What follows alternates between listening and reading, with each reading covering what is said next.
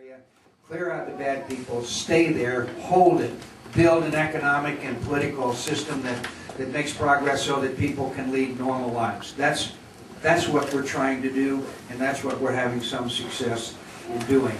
And I also know that you know that the bravest, finest, most capable military in our history we have today, with the greatest young men and women who are serving it. I know you are proud of them.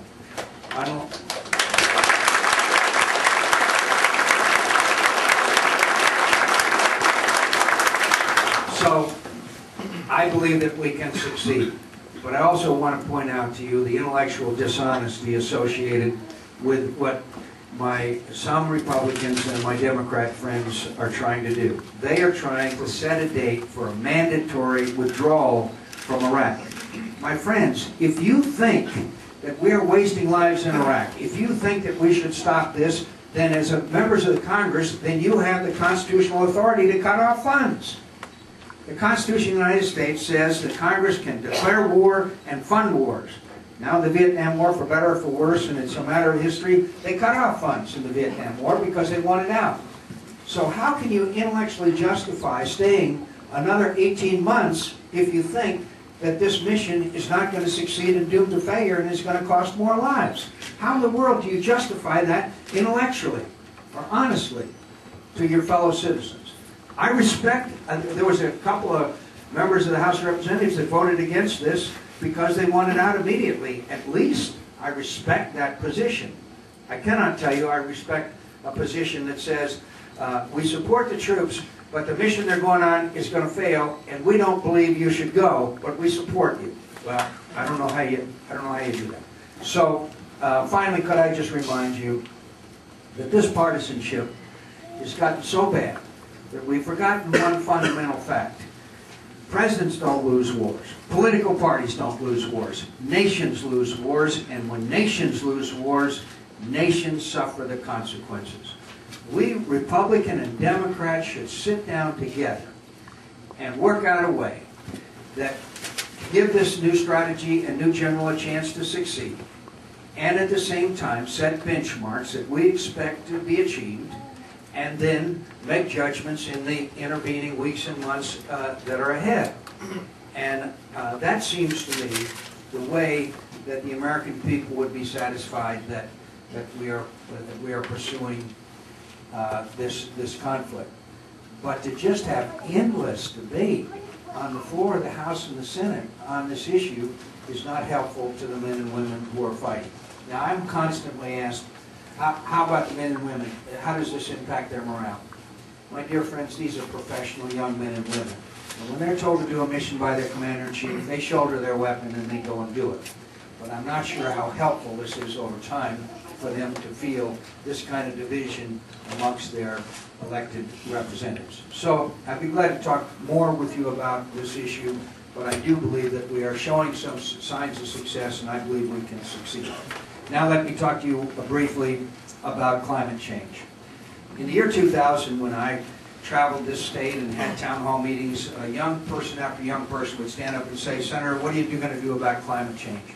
And frankly, I didn't know about climate change at that time, and I went back to the Senate and after I lost, and after we lost in South Carolina, I slept like a baby.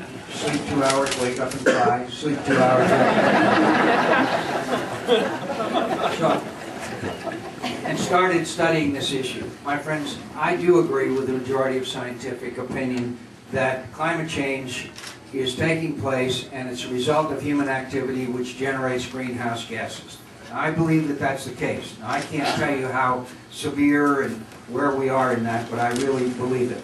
So I think that there's a lot of things that we can do to reduce greenhouse gas emissions. And before I give you a couple of those points, let me just ask you this question. Suppose that there's no such thing as climate change. Let's just suppose that all of this information and scientific opinion is wrong. But we embark on ways to reduce greenhouse gas emissions. We try to give a cleaner planet to next generations of Americans. Don't you think that would be a good thing to do? Now suppose we are right that there is climate change taking place and we do nothing. then what kind of a planet do we pass on to our children and our grandchildren? Now, I believe that ethanol is one of the ways that we can reduce greenhouse gas emissions. And by the way, I have a glass of ethanol every morning in Iowa. I didn't believe that ethanol was a good idea when oil was $10 a barrel. I believe that it's a good idea when oil is $60 a barrel. I don't support the subsidies. And I also think that there's a compelling argument today, as you all know, to reduce our dependency on foreign oil. I also believe you're not really going to have a serious impact, a real serious impact on greenhouse gas emissions unless we go back to nuclear power. I believe that nuclear power is doable. I know that our friends, the French, 80% of their electricity is generated by nuclear power. I know that there's Navy men in this room that have been on ships that sailed around the world with nuclear power plants on it, and that it's safe. So I believe that it's not a technological problem, and we need to go back to nuclear power if we're really going to have a serious impact. I come from Arizona. Sun shines all the time. You're welcome to visit. We take all plastic. Done. And now, as to announce, the temperature is 84 degrees in Phoenix today, but we have so little water the trees chase the dogs. So.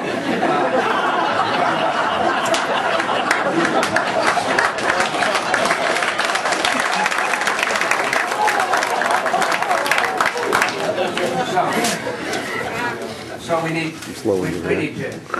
very much need to address the issue in a comprehensive fashion so that it's not a great sacrifice to the American people, but it's profitable for corporations and companies and individuals to engage in conservation and other ways. General Electric, the world's largest corporation, is committed to green technologies. They're still making lots of money. So we could do that as well. So let me just stop by saying, my dear friends, being back in northern New Hampshire is a great thrill for me. We have made so many friends here. Cindy sends her regards, by the way. She's home with a bad cold, but she's doing fine. It's a great.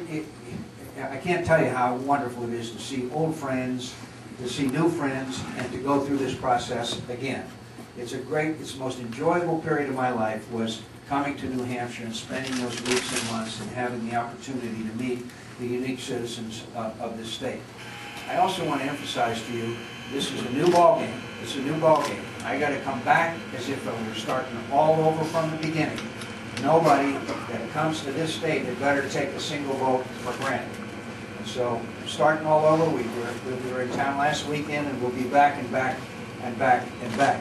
We'll be back to Littleton, and we'll be back north of Concord, a very important part of the state. We'll be talking about other issues like the economy, like jobs, like training, like education, and others.